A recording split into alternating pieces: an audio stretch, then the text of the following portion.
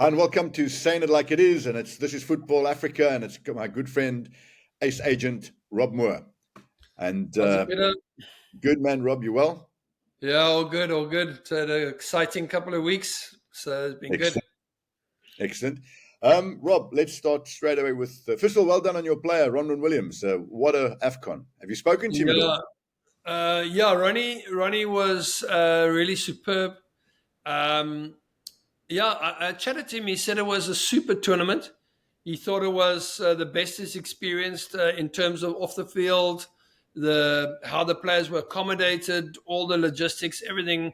He said it was really, really good, and he was quite sort of upbeat and positive about everything.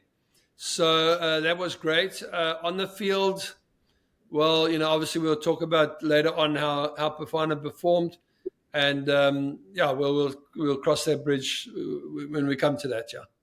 But the bottom line, that's an important question. As far as the captain was concerned, the support from Safa, what goes on behind the scenes, that was top class.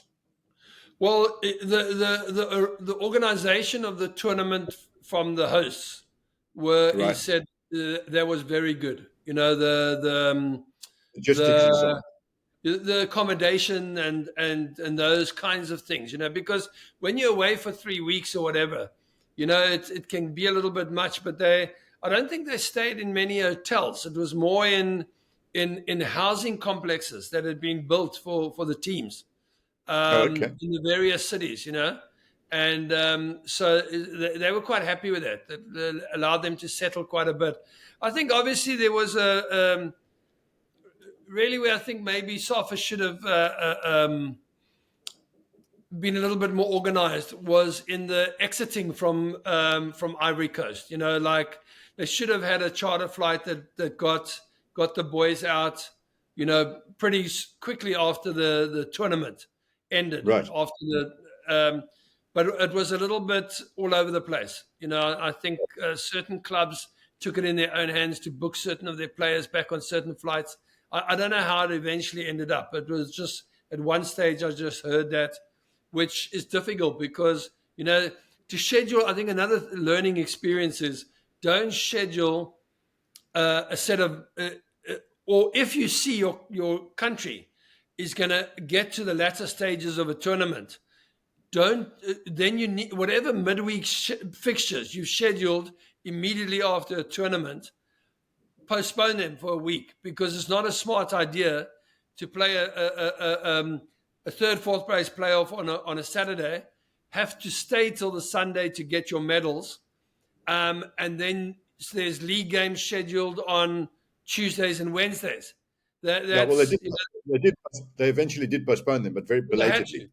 They had Yeah, to because there were flight issues, I think, ticket yeah, issues, but right. anyway, look, that's all part of the. Listen, it's a good reason to postpone games is when Yeah. you in the end of a But tournament. but from a SAFA point of view, it seems like there was no real problems behind the scenes. Seemed to go on smoothly from a bonus point of view and so on. There were very few moans in this tournament, which seems positive. And Ronwen didn't obviously have Exactly, captain. exactly. Yeah, That's a good that's point. nice. Yeah. Let's Rob, let's talk about Hugo Broos. I mean, everybody, including myself and yourself, generally speaking, the journalists, the other coaches, and so on. Gavin Hunt's been very pro Hugo Broos, but there's been a lot of skepticism about him, his utterances, his selections, his style, the results we've had, even though we qualified. Yet, I think he's proved every doubter wrong. In fact, I guarantee he's proved every doubter wrong at the end of the tournament. The result is way beyond anybody's expectation. And at one stage, we felt we could even win this thing. And if you look at our squad versus the rest of the squads, we're basically a PSL-based squad. The rest of the teams, majority teams, especially in the last rounds, are European-based players, with much more experience and, on paper, better squads. Yet we gave everybody we played a good run for their money, and a bit unlucky with the penalties, obviously, against Nigeria. But Hugo Broos, I think you should build a statue for him outside Safa headquarters. But your views? Peter, I'm with you 100%. football is a game of opinions, and it's more often subjective than objective. And he made some selections that I certainly questioned. His demeanor is quite sort of dry and sort of he's not a guy who brings the room to life, but that's his style. And at the end of the day, all of that is immaterial. What counts is what happens on the field, and the team came third against all the odds. So hats off to Hugo Broos. He's done a super job, proved everyone wrong, and I think, and he's been patient, because I would imagine he's had a lot of drama behind the scenes with a lot of things not being done according to the level that maybe he's accustomed to having with previous management jobs that he's been in. But he got it right. I think he listened to you, Peter. I mean, for quite a few editions, you were advocating that the backbone of Bafana should be basically Sundowns, should be built on the Sundowns team, and it was you look at it now and you think, yeah, it was a bold move at the time, because you're up against certain countries that have got, on a man-to-man basis, playing club football. There were a number of games where our guys couldn't hold a candle, okay, to the opposition.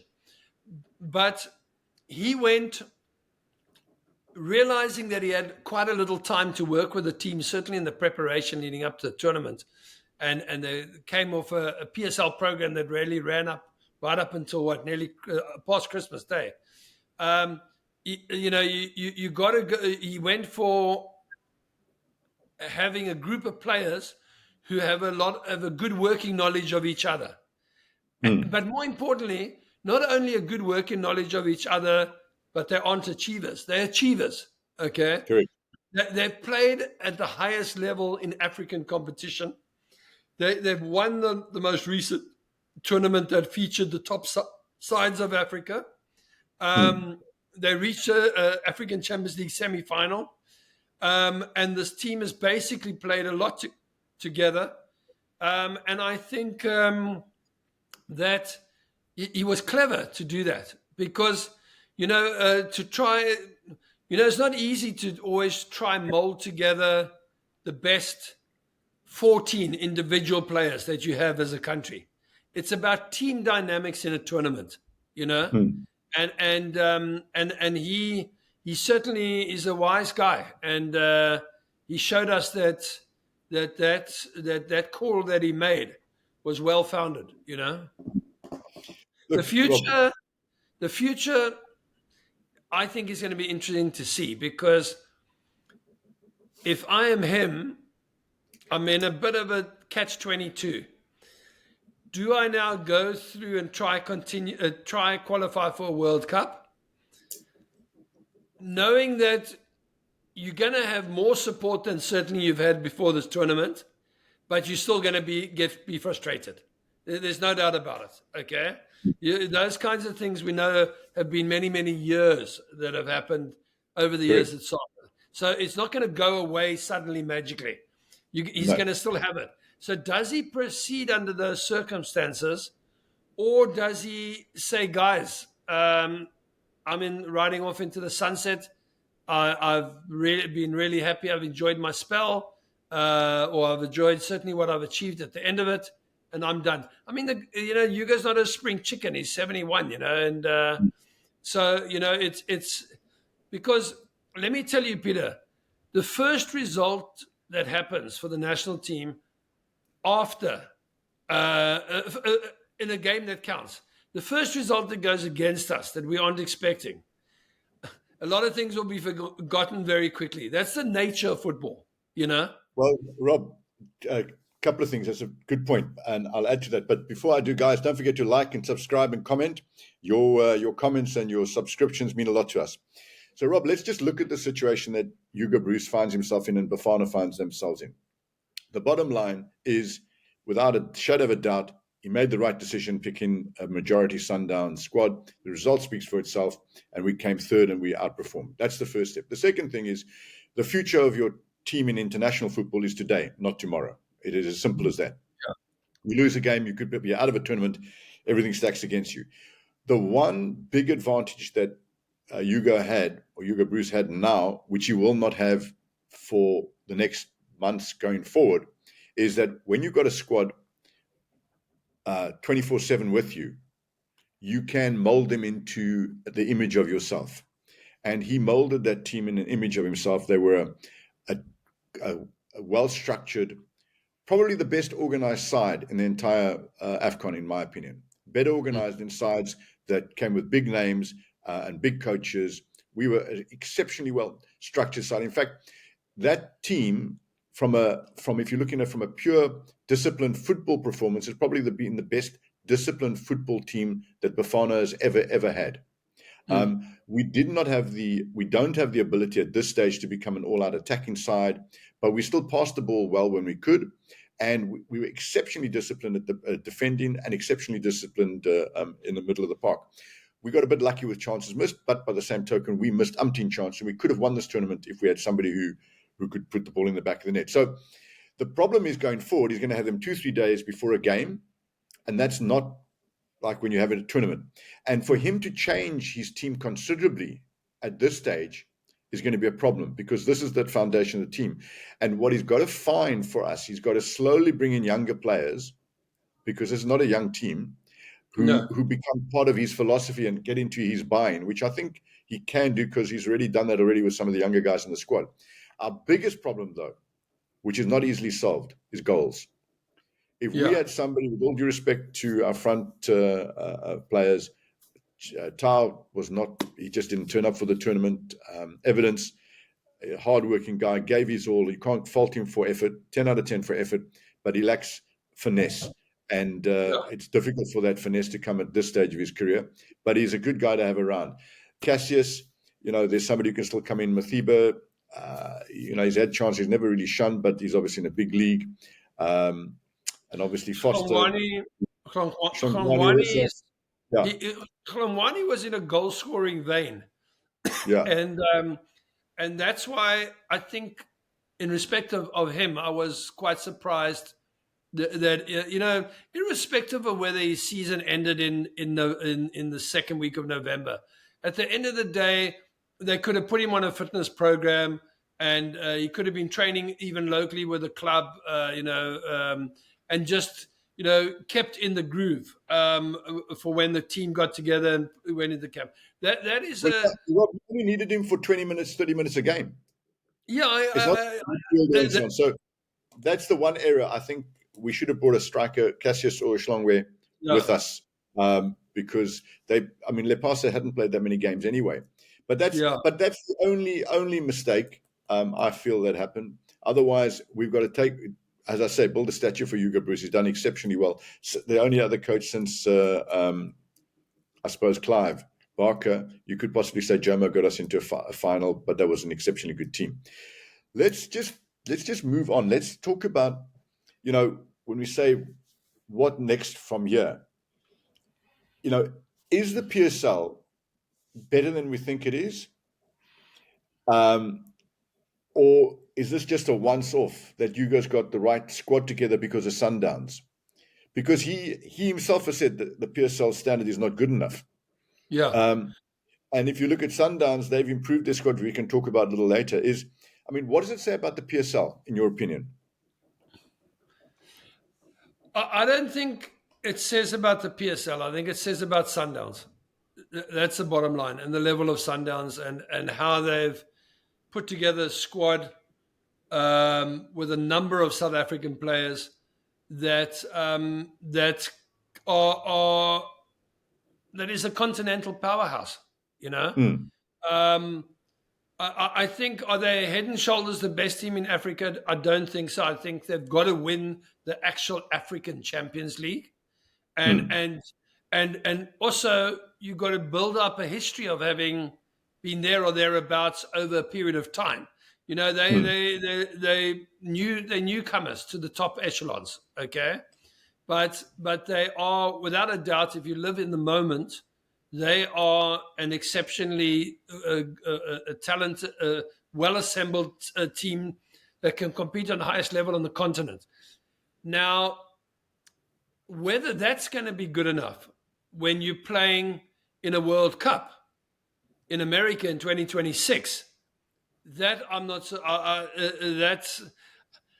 I don't want to make bold predictions because I think you guys shoved a few of those down our throats. So I think that's the $1 million question, should we say? Yeah. But again, Peter, the whole focus of Sundowns, I believe, and I get this feeling, is geared towards having not just qualifying for the FIFA Club World Cup in 2025. It's about coming there and putting on a decent, reputable showing. Okay, Mm. and hence this incredible expenditure that Mm. they are having at the moment. Okay, they are in my opinion, as a observer, they are focusing on really wanting to put in a good show, which, if they do, should then fill us with, again, some hope for 2026, assuming that at that stage we in the running to qualify. Okay, so yeah, So, Rob, actually, what you're saying, and it's a very good point, and I say this to all the listeners and viewers out there, is that, and as hard as this is for a Chiefs or a Pirates supporter to accept, and it's not good for all the other teams either, it looks like Sundowns are the driving force behind our football. Yes, they've got the money to spend, but we've got to acknowledge that if they are doing what you say they're doing, and I think you're onto something there, it's not just been about being the top team in Africa. It's actually about being a team that's recognized when they play in the World Club tournament. yeah, That is going to actually drag the rest of our football up with them, because we'll get more notice. Sundowns players will be predominant in our national team. We should be doing, if they're doing well in World Club tournaments, the players themselves will not be afraid to play international players when they're playing at World Cup levels and so on and so forth.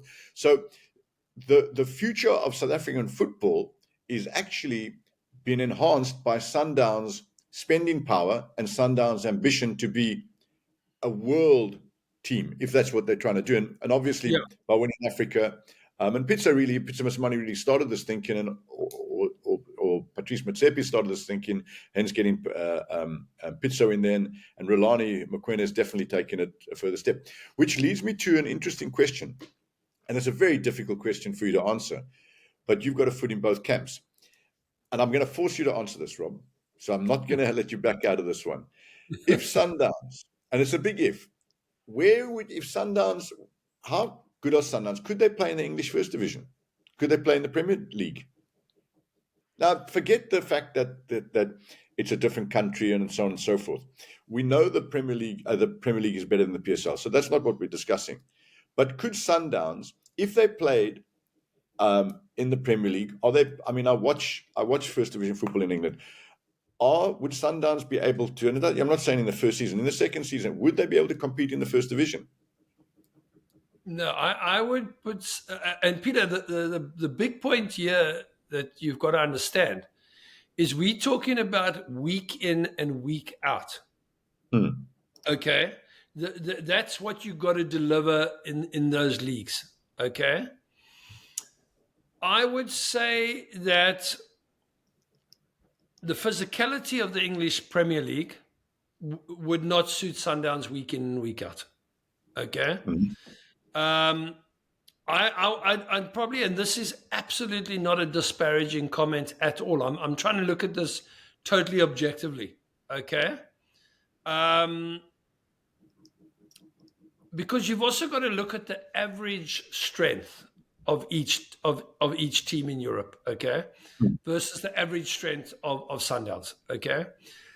I would place Sundowns in the Dutch league, and the Portuguese league. I would place them in the top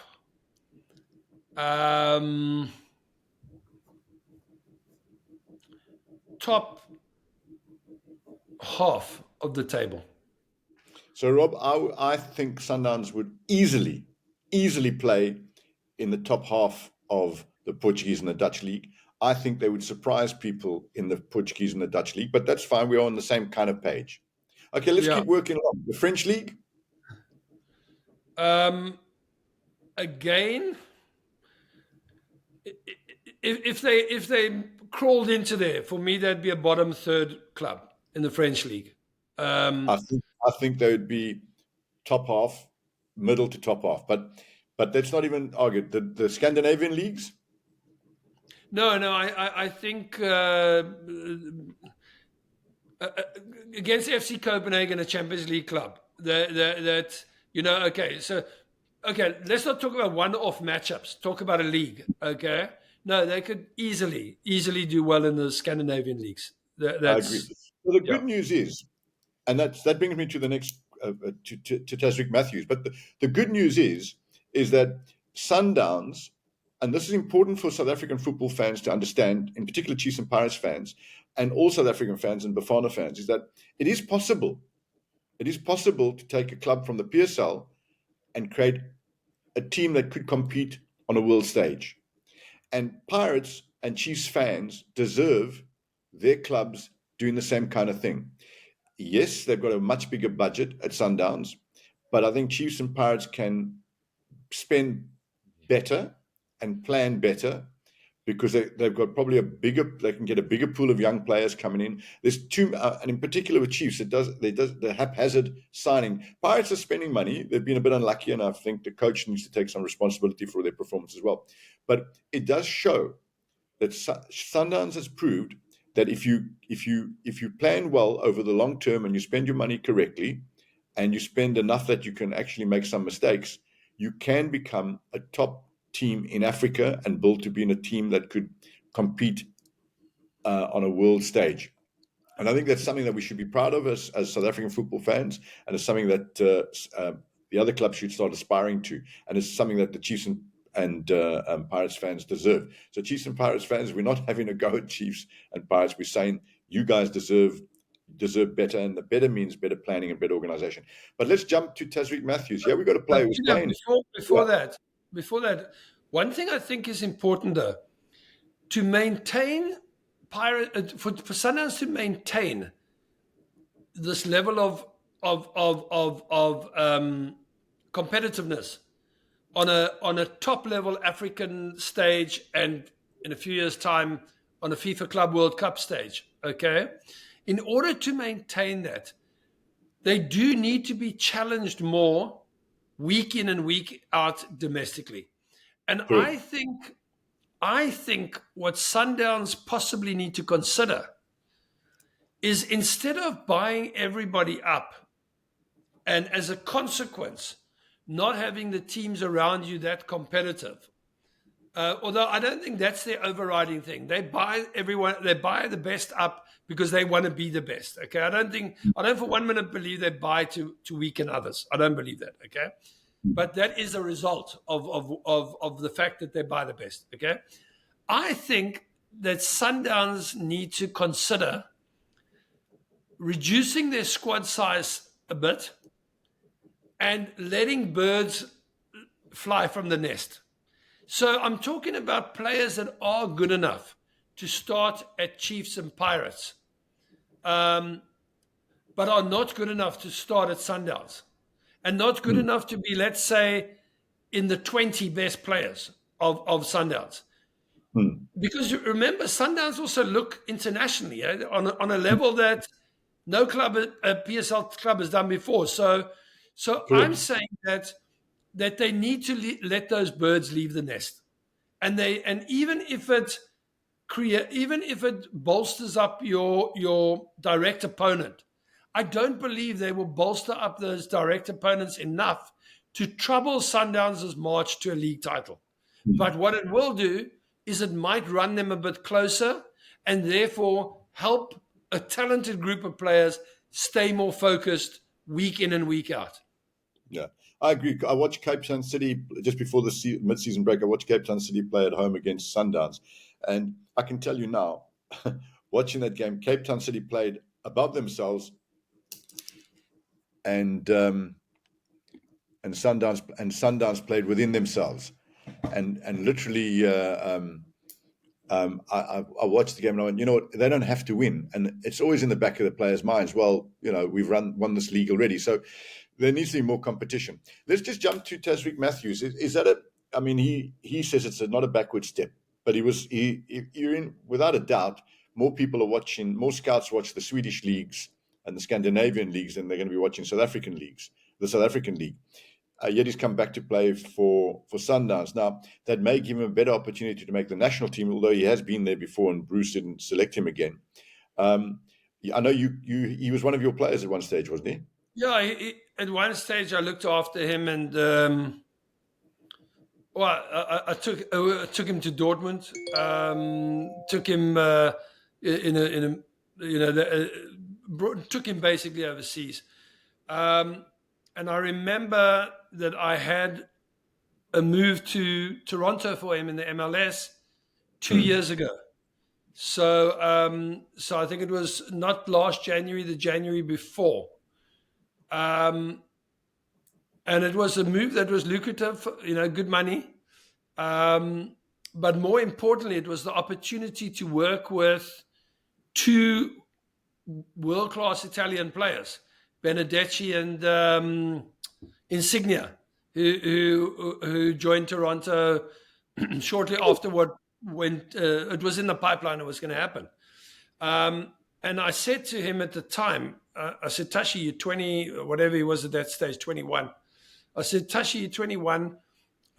You got an opportunity to go to a league that is growing in competitiveness, and be surrounded by some world-class players that you can learn from, and that can help you become a better player." At that stage, Bob Bradley was the coach, and Bob Bradley's a guy who's been around the block. He's coached in Europe. He excelled as coach of the USA. Number one American coach. Yeah, and Bob wanted him, and Tashik just refused, and the logic that he gave at the time was, I don't want to leave Europe. So fast forward to 2 years later, he's back after the best season he's had in Europe, in his European career. I mean, he was, I think, second or third highest total goal contributions in the Swedish league.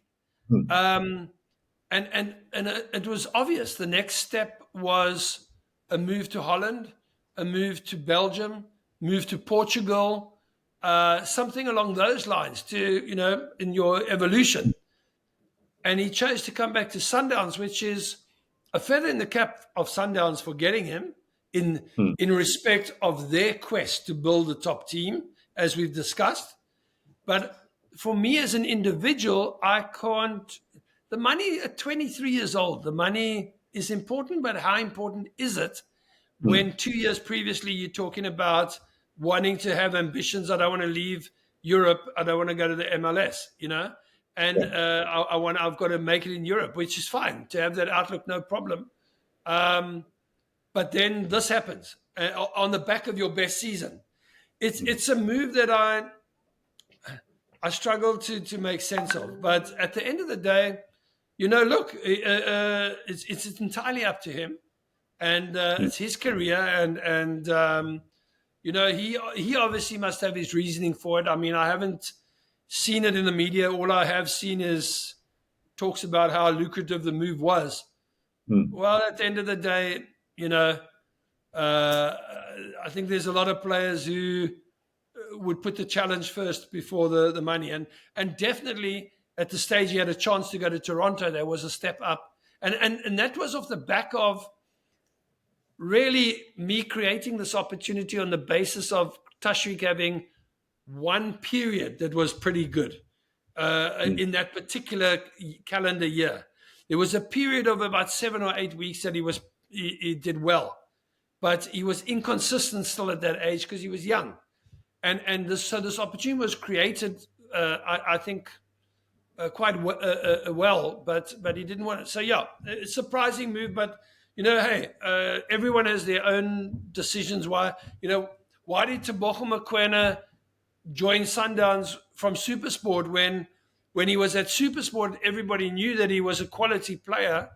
Shouldn't there have been a more of a push to try get him overseas at that stage when he was like 23 or 24, I think it's incredibly difficult, Peter, to come back from Europe to South Africa and then go back to Europe. I think that's incredibly difficult, I think Bartlett did that, but I mean, that's a long time ago.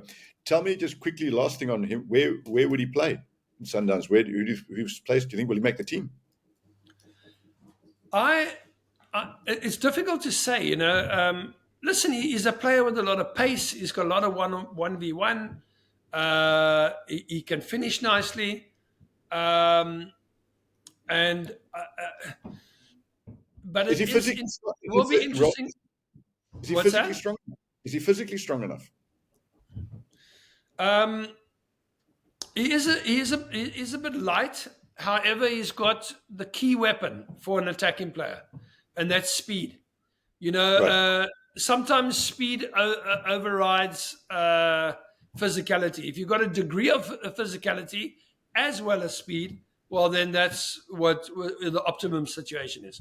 So I think, listen, Sundowns, the issue with Sundowns is that because they've spent that amount of money on Matthews or on any player for that matter, the coach is never under pressure to have to play that player, so it's then down to the player that if he's not suddenly walking into the starting 11, how's he going to react to that?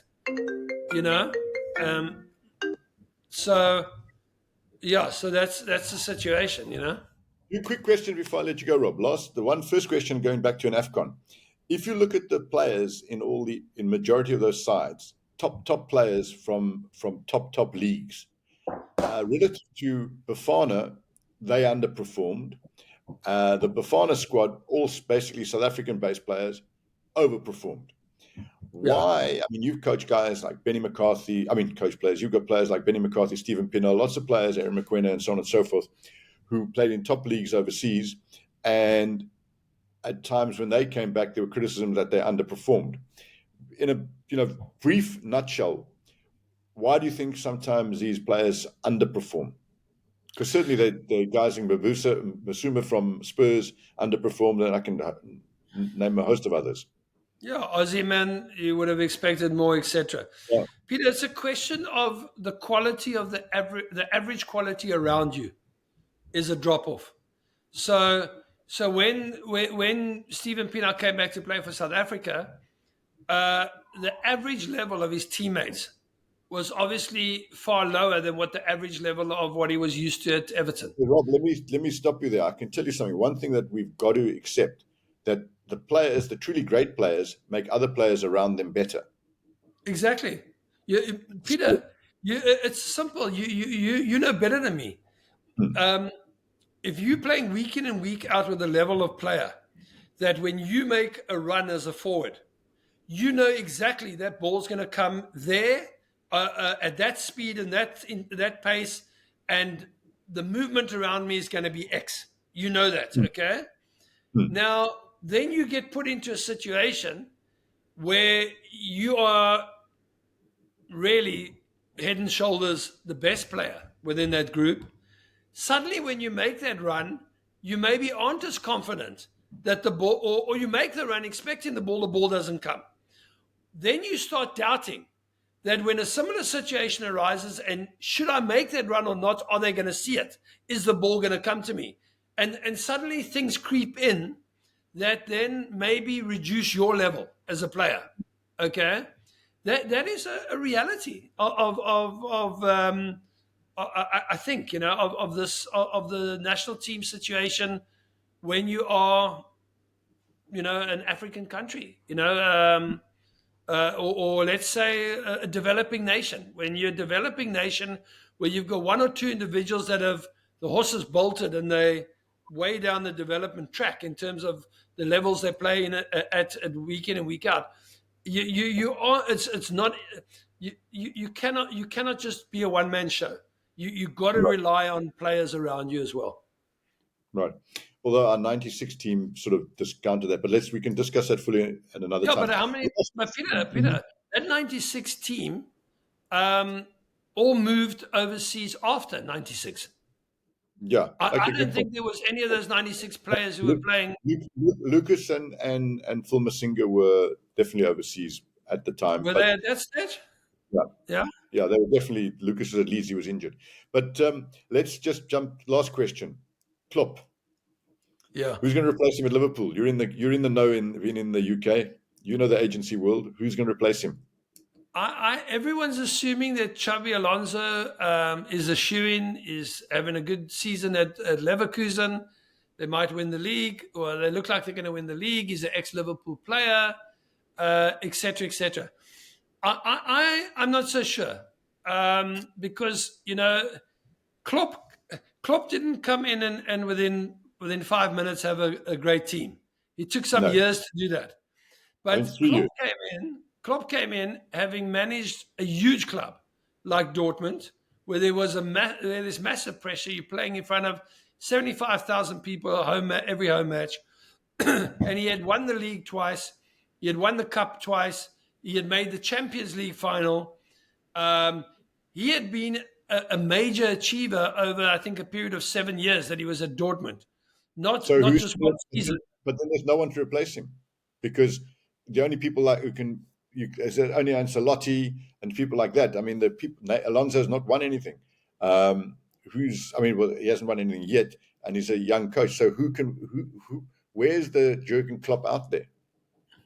You're 100% right. So what I'm saying, my point, what I'm trying to make is, Xavi Alonso, if he ends up getting the job, will be more of a bold replacement than actually the shoe-in that people are projecting him to be.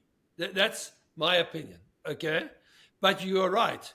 Out there isn't. I think the one guy who has done it is Mourinho. He's out of a job, but I don't for 1 minute think that he'll be a Liverpool coach. He'll want it, but he won't get it.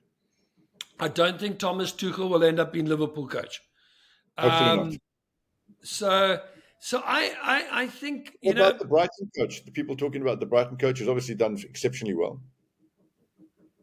I put him in the bold category. Yeah, He has done well. Ancelotti, who knows he if would he be, fancies the final? he would be an incredible success. Yeah, he might be a guy to bridge over a period of time while the new generation start to make their mark over a consistent period. I think in 5 years' time, we'll probably see coaches that are fairly younger, new generation, who have then had some success over a period of time, as opposed to one season. So Ancelotti took Everton to sixth place. If I'm remembering, I think he took Everton to sixth position. I think they ended up sixth season. I mean that was harder to do than winning the league with Real Madrid. It was unbelievable. But he's the type of guy who he's a different persona to Klopp. Also the question is this: do you try and get a clone of Klopp? No. It's got to be. Klopp had to come in and mold the team that he's got now. And by the way, I maybe it's a little bit more of the heart talking than the head, but I really hope they win the league because I'd love to see Klopp go off with an appropriate send-off. I mean, I remember they won the league for the first time in 20 years, I think, in the time that they had COVID. They couldn't even parade that trophy around the full stadium. It was probably the biggest anticlimax of a big club breaking a drought in modern day football, and because of the circumstance of COVID.